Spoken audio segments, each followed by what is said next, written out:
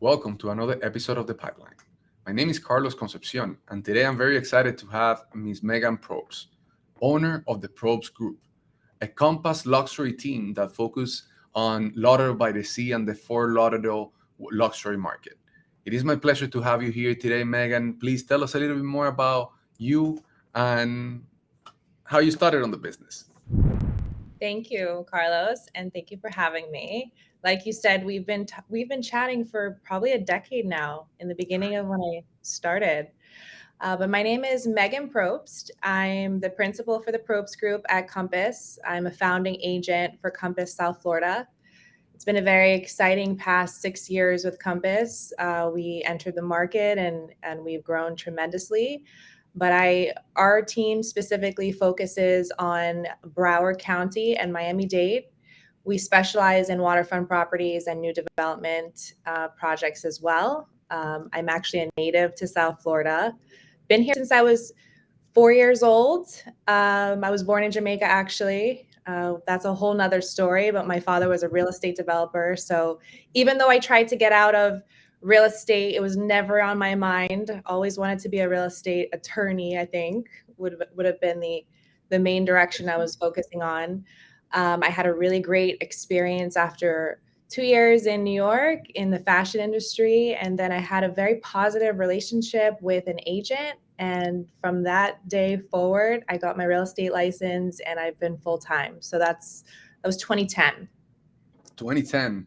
And what an amazing 12 years, I guess, of career, because right now your team is at the top producer, team in your market, in the South Florida market. And, you have gained a lot of insight on the industry and different things that as an agent you can do.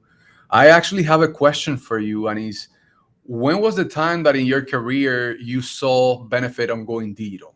Why not print it? When was that time in the on the Megan Probst career that you saw and you say, hey, I may want to get a website? Not even with us. Well, I mean, actually, from the get go, I was very, very fortunate I mean, of course, technology wasn't where it was now, but my first broker, our office was in downtown. He was a very young, dynamic real estate broker. His name's David Gorson, actually. We have a great relationship to this day. But he had a very interesting background because he was a real estate attorney. He had his mortgage background and he was a real estate broker, and he was very young for starting his own brokerage.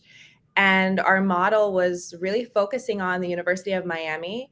And we had a very interesting model where we were working with the parents and the students at the University of Miami and showing them that if you purchase a property, as a freshman, you can build significant equity over those 4 years and sometimes 8 years. And I still have many of those clients to this day that have, instead of wasting on rent, they were able to own a property and flip the property and what the market is now. So we were very young and we were testing. We had actually a website of yours with You Realty Group. So, I think I've always loved digital. I've always loved video. And I'm just excited that it's caught up now. No, and I know that through 12 years of career, many things have changed in the industry, and you've seen it all. You have grown your own team to the extent that it is today, and you have year over year increase your sales and your business sales. So there's a lot of value in what you're saying, and for the viewers that are watching, you have a lot of information. You have been from the technical side to the transactional side, of course, always having the client at the forefront. But on the technical side, what were your main challenges once you went into like digital for the business and a website? And were you ever thought about that the website could be like a potential pipeline for you? Well, I think a lot of the websites, because I've had several throughout my Right. career, have been more like a portfolio website. So it's just like it's just there so that you just feel like you have a resume and people can search you and it's there. I had no idea the capabilities that you could really have to the extent like now that I have, where you can really target like your objectives and really target the buyers that you're working with. I love analytics. I'm a big nerd in that regard. So being able to, like, we're such a feeder market right now. We have, and 80% of my business is a combination of past clients, agent to agent referrals. And then, we have 20% that is on Instagram and digital platforms. It's probably a little higher now from the last 3 months. So I think I didn't realize how, this is where people are searching. The first showing happens online. It doesn't happen inside of a property. And with COVID over the past 2 years, it really has surprised me that we've sold almost 50% of our properties digitally. Virtual showings Amazing. and virtual tours. So, and I never thought that was really a possibility, but I think a lot of agents still are not aware of the fact that the internet is a representation. You should represent your business on the internet the same way you have or you do on the physical yeah. aspect of it. And I mean, you have a lot of experience with other vendors, like you mentioned, and I don't want to go into that, but how do you combine your expertise and everything that you accumulated through the years with these internet leads and with your business in general? Because I know, like, managing all of these tasks at the same time is a lot for a business owner. So what are the best practices for you on your day to day that helps you manage your team, manage the website, the lead flow, your sphere, your social media? How do you handle those tasks? So, I would say 6 years ago, I was in the middle of my career and I didn't have that excitement. I'm a big passion. I love to see, like, startups have been, like, for me from the get-go, even before real estate. I love to see something and grow and develop.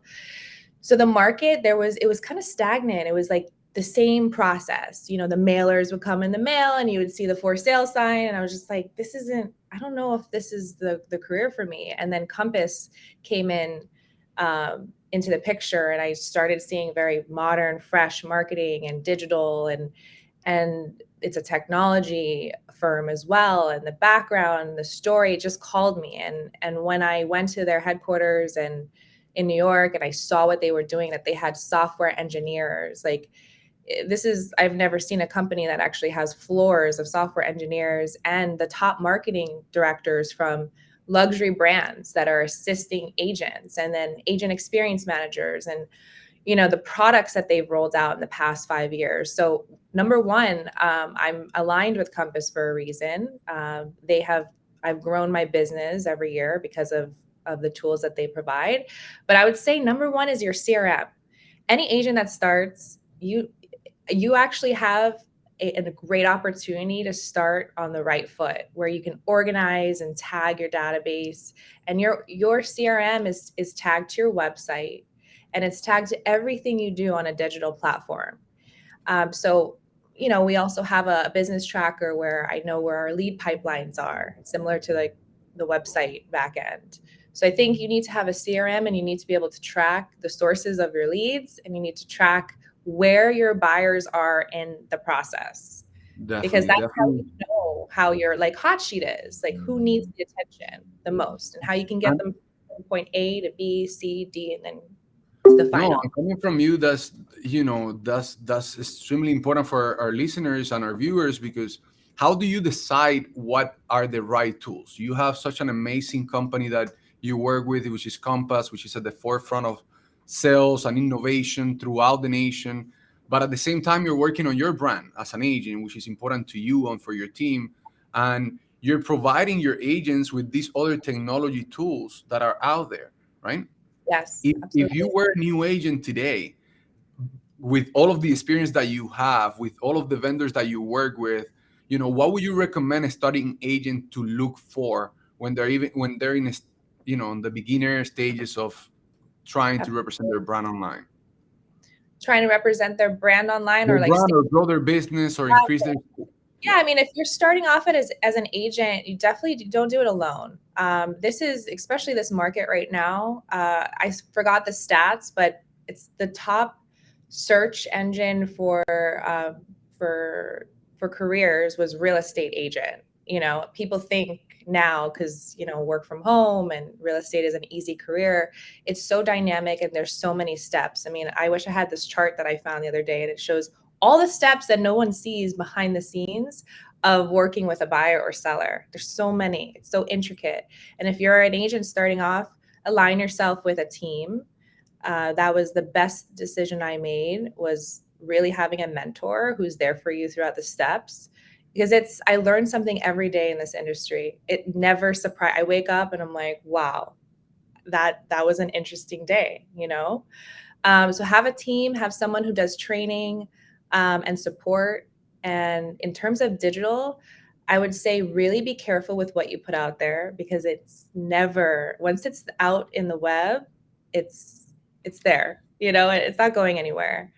So really think about who you want to be, like your voice, your brand, like I think a lot of people don't take a lot of time to really say, am I going to be, what's my focus?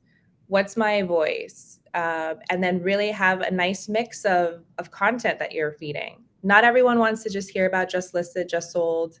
They want to hear more about, which is what I try to bring to the table, is the lifestyle, the developments, really what it's like to live here in South Florida. And I'm obsessed with South Florida. So. And that's perfect. That brings me to my next question. What is new? What is going on in your market? What are some unique opportunities that the Megan Probst and the Probst Group sees in the Florida market? So I'm very passionate about South Florida. I love to travel, but every time I come home, there's no place like South Florida. And it's a very exciting time here, because it's no longer a heavy focus on residential, development. We've always had cranes up in the sky. Developers have been acquiring land for many years. But now what you're seeing is hospitality groups that are moving here for the first time, that are international hospitality groups. You're seeing hedge funds that are opening offices. I mean, we have Microsoft, Blackstone, they're not only moving the headquarters here, they're moving their entire employee base. So this seasonal market that we once had in South Florida, it's now a year-round, destination and home. We always thought during COVID, maybe this exodus from the Northeast, Midwest was just going to be like a temporary boomerang thing. But a lot of people they're here to stay, and they've moved there.